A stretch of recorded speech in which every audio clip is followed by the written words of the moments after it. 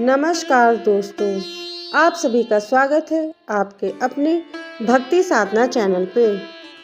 मध्य प्रदेश की जीवन रेखा कहे जाने वाली मां नर्मदा के सभी तटों और घाटों का अपना धार्मिक महत्व है, लेकिन मध्य प्रदेश के हरदा और देवास जिले के बीच बहने वाली मां नर्मदा के नेमावर और हंडिया का धार्मिक महत्व कहीं ज़्यादा है। हंडिया के सुप्रसिद्ध रिद्धनाथ घाट के पास नर्मदा नदी की नाभि स्थित है। कहा जाता है कि जैसे शरीर का मध्य भाग नाभि होता है, वैसे ही मां नर्मदा का मध्य भाग नाभि कुंड है, जो हरदा और देवास जिले के मध्य में स्थित है। यही वजह है कि इस स्थल का धार्मिक महत्व कहीं ज़्यादा बढ़ जाता है। इस कुंड 1000 वर्षों पहले पुराना शिवलिंग भी है, यानी कुल 1321 किलोमीटर बहने वाली नर्मदा नदी का बिल्कुल बीचों बीच ये नाभि कुंडा बना है। वैज्ञानिक दृष्टि से देखें तो इस स्थान से नर्मदा का उद्गम स्थल अमरकंटक और अंतिम पड़ाव खंबात की खाड़ी की दूरी बिल्कुल बराबर है। कहा जाता है कि इस कुंड में नहाने से पुराने रोग भी दूर हो जाते हैं। हरदा में स्थित नाभि कुंड का बड़ा महत्व है। नर्मदा के इस नाभि कुंड को सकारात्मक ऊर्जा का स्थान कहा जाता है।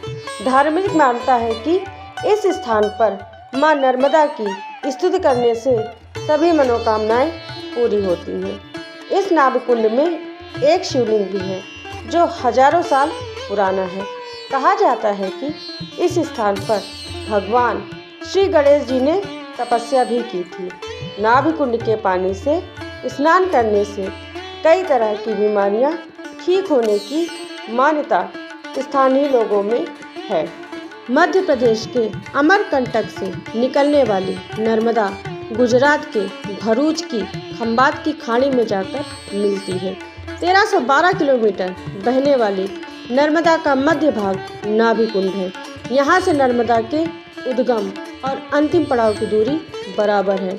ऐसा कहा जाता है कि सैकड़ों साल पहले नर्मदा की परिक्रमा के दौरान यह स्थान मध्य भाग होता था और नर्मदा यात्रा की दूरी मापने के लिए नाभि कुंड को केंद्र माना जाता था। प्राचीन पुराणों के अनुसार नर्मदा के जन्म को लेकर कई कथाएं प्रचलित हैं।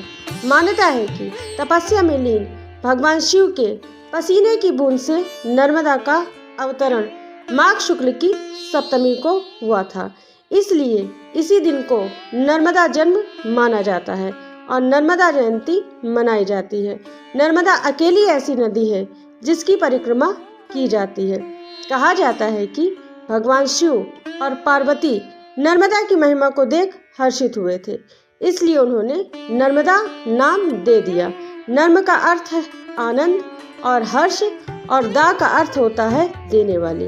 नर्मदा को रेवा भी कहा जाता है। हरदा के पंडित जी बताते हैं कि नर्मदा पुराण के अनुसार नर्मदा के 15 नाम हैं। नर्मदा के दक्षिण तट का बड़ा महत्व है। नर्मदा के दक्षिण तट पर भगवान परशुराम जी ने तपस्या की थी और अपने पिता श्री जमदग्नि का पिंडदान किया था, जिसके पिंड का आज भी पाषाण रूप में ग्राम तुरनाल में मौजूद है। नर्मदा के दक्षिणी और उत्तरी तट पर स्थित सिद्धनाथ और रिद्धनाथ मंदिर पांडवकालीन है, जिसकी स्थापना पांडवों ने की थी। साथ ही नर्मदा किनारे बसा नेमावर और हांडिया ऋषियों की तपस्या स्थली रहा है। नर्मदा नदी का हर पत्थर शंकर है। इस कारण नर्मदा में जितने पत्थर हैं वे शिव रूप हैं। इस नदी के पत्थरों में शिवलिंग स्वयं प्राण प्रतिष्ठित रहते हैं, यानी उनमें भगवान शिव का अंश होता है। कहते हैं कि इसे नियमित रूप से स्नान कराने और पूजन करने से घर के सभी दोष दूर हो जाते हैं और ये पत्थर घर में रखे भी जा सकते हैं। गंगा की तरह पावन नर्मदा नदी से निकलने वाले शिवलिंग को नर्मदेश्वर कहा गया है। उम्मीद है आपको वीडियो पसंद आया होगा। अगर आपको वीडियो अच्छा लगा है तो प्लीज़ वीडियो को लाइक करें, शेयर करें और चैनल को सब्सक्राइब करें।